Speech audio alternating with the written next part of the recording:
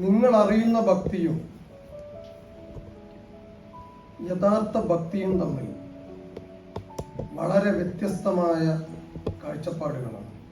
രണ്ടും രണ്ട് മൗലികമായ കാര്യങ്ങളാണ്. നിങ്ങൾ അറിയുന്ന ഭക്തി, നിങ്ങൾ പറയുന്ന പ്രാർത്ഥന എന്ന് പറയുന്നത് ഭക്തി ഒരു പ്രാർത്ഥനയിലൂടെയാണ്, പ്രാർത്ഥന ഒരു ഭക്തിയിലൂടെയാണ്. നിങ്ങൾ അറിയുന്ന പ്രാർത്ഥന എന്ന് പറയുന്നത് ദൈവത്തോടുള്ള ഒരു വിലപേശൽ മാത്രമാണ് പ്രാർത്ഥന. വിഷയാസക്തികളെ വിഷം പോലെ വർജിക്കുന്നതാണ് യഥാർത്ഥത്തിലുള്ള ഭക്തി. വിഷയാസക്തികളെ വിഷം പോലെ വർജിക്കുന്നതാണ് യഥാർത്ഥ ഭക്തി എന്ന് പറയുന്നത്.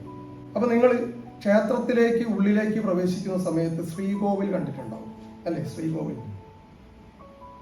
അതെന്താണ് പറയുക ശരിക്കും?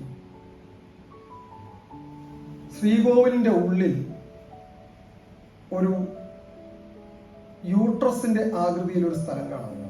ശ്രീകോവിലിന്റെ ഉള്ളിൽ ഒരൊറ്റ ദ്വാരമേ ശ്രീകോവിലിനുണ്ടാവുള്ളൂ. ഒരൊറ്റ ദ്വാരമാണ് മിക്കവാറും ശ്രീകോവിലിന്റെ ഉള്ളിൽ കാണുക. യൂട്രസിനും പുറത്തേക്കുള്ള വഴി ഒന്നാണ്.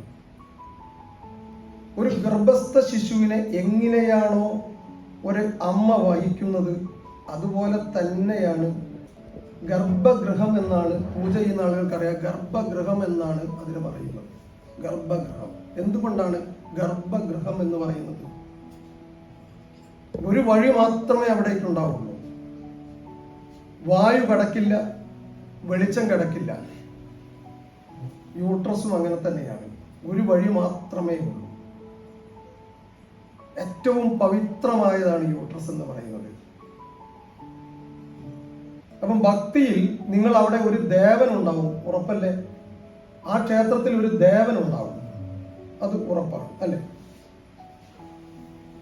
ആ ദേവൻ ഒരു മന്ത്രം ഉണ്ടാവും, ഉറപ്പല്ലേ? ആ മന്ത്രം എന്ന് പറയുന്നത് നിങ്ങൾ ആകാശത്തിന് ചുവട്ടിലിരുന്ന് നിങ്ങൾക്ക് മന്ത്രം ജപിക്കാൻ കഴിയില്ല. കാരണം എന്താണ്? അത്രത്തോളം നിങ്ങളുടെ മന്ത്രമോ നിങ്ങളുടെ സൗണ്ടോ നിങ്ങളുടെ ശബ്ദമോ അത്രത്തോളം ശക്തമല്ല.